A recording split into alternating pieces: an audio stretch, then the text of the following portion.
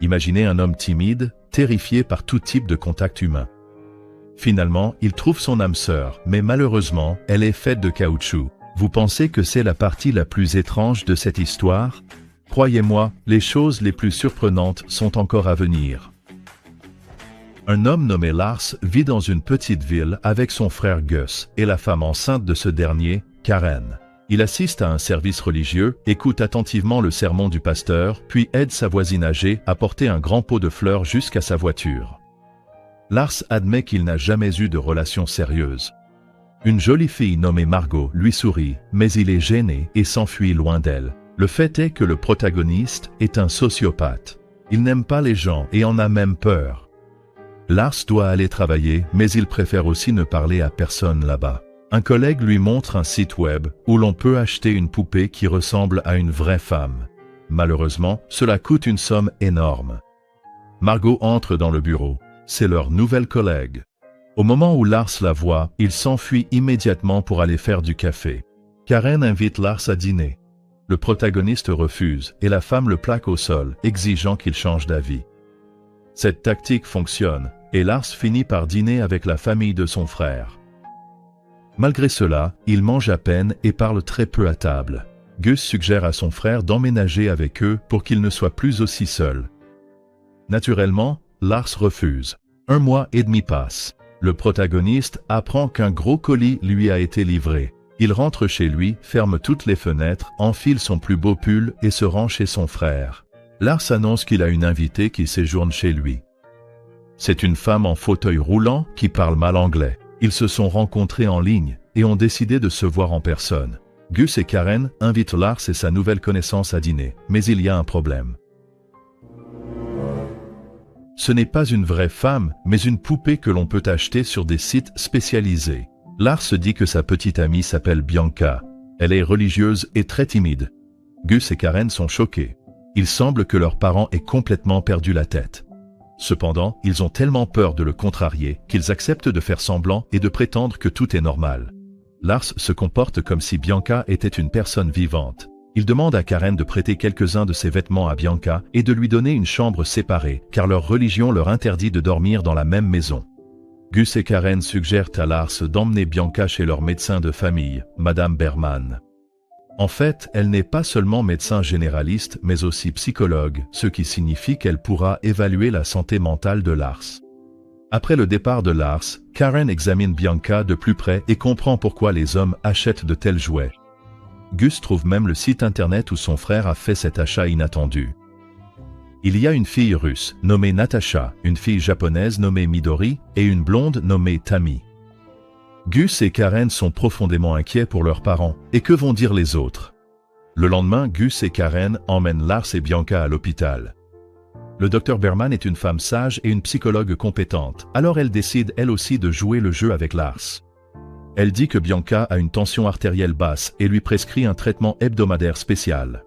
Cependant, le docteur Berman ne va pas soigner Bianca, mais Lars. La raison en est que son comportement ressemble fortement à des hallucinations. La famille rentre à la maison et prend un café. Ils placent aussi une tasse devant Bianca. Gus essaie d'expliquer à son frère que Bianca n'est qu'une grande poupée en caoutchouc, mais Lars ignore ses paroles. Le protagoniste va travailler, reçoit une avance sur son salaire et discute avec Margot. Elle l'invite à une fête chez leur collègue Cindy. Lars répond qu'il viendra avec sa petite amie. Margot est très contrariée par cette nouvelle. Gus et Karen parlent de Bianca aux habitants de la ville et leur demandent de jouer le jeu avec Lars. Il souffre d'un trouble mental et a besoin de soutien. Les habitants acceptent car ils considèrent Lars comme une très bonne personne. Le protagoniste amène Bianca à un service religieux. Les gens se comportent comme si elle était une vraie femme. Ils lui parlent, la complimentent et lui offrent des cadeaux. Lars emmène Bianca au lac où il jouait avec son grand frère quand il était enfant, grimpe dans sa vieille cabane dans les arbres et lui chante joyeusement une chanson. Pendant ce temps, Gus cherche des informations sur les troubles mentaux sur Internet. Bientôt, Lars et Bianca retournent une fois de plus à l'hôpital. Pendant que Bianca est examinée, le docteur Berman discute avec Lars. Elle veut comprendre les raisons de son comportement étrange. Gus et Karen donnent un bain à Bianca dans la baignoire. C'est à la fois étrange et drôle en même temps. Lors d'une autre visite chez le docteur Berman, Lars avoue qu'il est très inquiet pour la femme de son frère. Elle est enceinte et doit se comporter avec beaucoup de précautions. Le docteur Berman comprend que cette peur est liée à la mère de Lars. Il s'avère que le protagoniste l'a perdue au moment même où il est né. Le docteur Berman découvre également une autre peur de Lars. Il a extrêmement peur du contact physique. Le toucher et les câlins lui causent littéralement une douleur physique. Lars emmène Bianca à une fête organisée par ses collègues. Les gens continuent de jouer le jeu avec le personnage principal et font semblant que Bianca est une vraie femme. Après tout, Lars n'est plus aussi effrayé ni aussi timide lorsqu'elle est à ses côtés, ce qui signifie qu'elle l'aide réellement. L'homme essaie de danser avec Bianca, mais à un moment donné, il se met soudainement à pleurer. Lars passe tout son temps avec Bianca. Le docteur Berman poursuit ses séances. La femme avoue qu'elle ne peut pas avoir d'enfant et qu'elle se sent parfois très seule. Lars répond que Bianca a le même problème et qu'il est profondément inquiet pour sa petite amie. Il fait presque une crise de panique. Lars emmène Bianca faire des courses au supermarché. Pour aider le pauvre homme, les habitants de la ville trouvent diverses tâches à confier à sa petite amie, comme travailler comme aide-soignante à l'hôpital local. Bianca se fait même une nouvelle coiffure. Gus et Karen sont de plus en plus inquiets chaque jour qui passe. Lars aimera-t-il vraiment cette poupée en caoutchouc pour le reste de sa vie? Lars observe secrètement Margot au travail, et en rentrant chez lui, il voit Karen et son amie habiller Bianca pour qu'elles puissent aller ensemble à une soirée de bénévolat à l'hôpital. Lars est profondément contrarié car il espérait passer la soirée avec sa petite amie. Il se dispute même violemment avec Bianca. Furieux, le protagoniste sort couper du bois. Et avoue alors à Karen que sa relation amoureuse est dans une véritable impasse. Il a peur que Bianca finisse par le quitter. Leur dispute continue avant qu'ils n'aillent se coucher.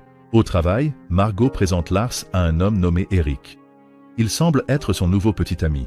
Le personnage principal ressent une montée de jalousie. Lars emmène Bianca à un autre rendez-vous chez le docteur Berman.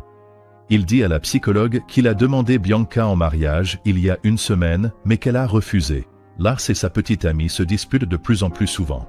Il se plaint auprès de son frère qu'ils ne se comprennent plus du tout.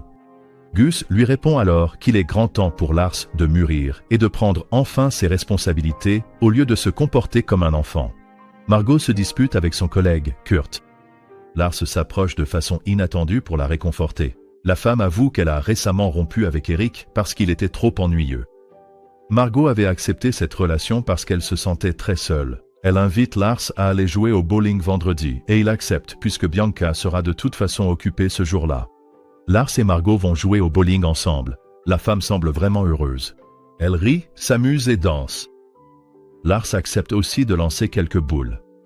Bientôt, plusieurs de leurs amis communs se joignent à la partie, et ils passent tous un excellent moment. Lars se rend compte que passer du temps avec une vraie femme en chair et en os est bien plus intéressant qu'avec une femme en caoutchouc ou en silicone. Il regarde Margot avec des yeux amoureux. À la fin de la soirée, Lars avoue qu'il est fiancé à Bianca et qu'il ne peut pas tromper sa fiancée. Margot est profondément blessée d'entendre cela car elle aime vraiment cet homme excentrique. Il commence à neiger. Margot dit au revoir à Lars. Pour la première fois de sa vie, il lui tend la main. Il s'avère que toucher une autre personne n'est pas forcément douloureux. Cela peut en fait être agréable. Lors d'un autre rendez-vous avec le docteur Berman, Lars admet qu'il ne voit aucun progrès dans sa relation avec Bianca. Elle n'a toujours pas accepté de devenir sa femme. Malgré cela, Lars continue de prendre soin d'elle. Un certain temps passe. Un matin, Gus et Karen se réveillent au cri de Lars. Le protagoniste essaie de réveiller Bianca, mais elle ne répond pas. La jeune femme artificielle est emmenée d'urgence à l'hôpital. Lars est profondément inquiet pour sa bien-aimée. Elle a de graves problèmes de santé. La triste nouvelle est partagée avec tous les habitants de la ville. Le docteur Berman explique à Gus et Karen que Lars a inconsciemment inventé la maladie de Bianca parce qu'il n'a plus besoin d'elle. Les médecins autorisent Lars à ramener Bianca à la maison afin qu'il puisse lui dire au revoir. C'est la première fois qu'il va au lit avec sa petite amie. Le matin, Lars sort sur le perron et voit que la neige a fondu et que le printemps est arrivé. Les habitants de la ville apportent beaucoup de fleurs et de cartes. Ils ont aussi imprimé diverses photos de Bianca. Tout le monde soutient Lars, le réconforte et lui prépare plein de bons petits plats. Gus et Karen invitent Lars et Bianca au lac pour qu'ils puissent passer une journée de plus ensemble. Lars a l'air complètement misérable. Il reste assis en silence à côté de sa petite amie qui n'est pas réelle pendant longtemps, puis il l'embrasse et éclate en sanglots. Le protagoniste baigne même Bianca dans le lac froid. Bientôt, toute la petite ville se réunit pour les funérailles de Bianca.